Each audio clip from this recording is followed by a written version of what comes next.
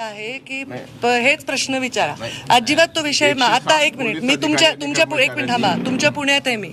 आता त्या महिलावर अत्याचार झाला बस स्थानकामध्ये, झाला नाही का? झाला ना. ते प्रश्न विचारा ना. मी पुण्यात आले, तुम्ही बीडचे कशाला प्रश्न विचारताय? पुण्याचे पत्रकार आहेत तुम्ही. त्या मुलीवर अत्याचार झाला की नाही? असे अनेक घटना. काल नांदेडमध्ये तर चालत्या बाईकवर मागून वार करून मारलं, चाकूचा हल्ला करून. त्याचे सीसीटीव्ही फुटेज दाखवलेत मीडियाने. हे प्रकार सगळीकडे चाललेले आहेत आणि संतोष देशमुखच्या हत्येविषयी तीव्र निषेध आणि त्याची वेगळी चौकशी करावी हे मी किती वेळा बोलू. मी झाल्याच्या घटनेपासून 12 डिसेंबरचं माझं भाषण काढा, ऑनलाईन आहे.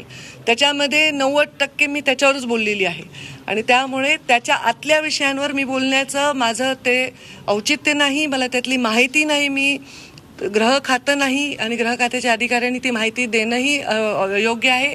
ते जे काय माहिती द्यायची ते कोर्टाला देतील. त्याच्यानंतर जे ठरेल त्याच्यावर जे योग्य आहे ती कारवाई व्हावी. आणि माझा गृहमंत्री देवेंद्र फडणवीसांवर संपूर्ण विश्वास आहे.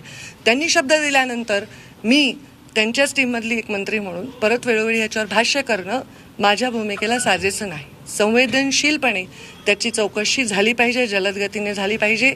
हे मी 1001 वेळा ऑलरेडी म्हणून झालेलं आहे. एक ॲडिशन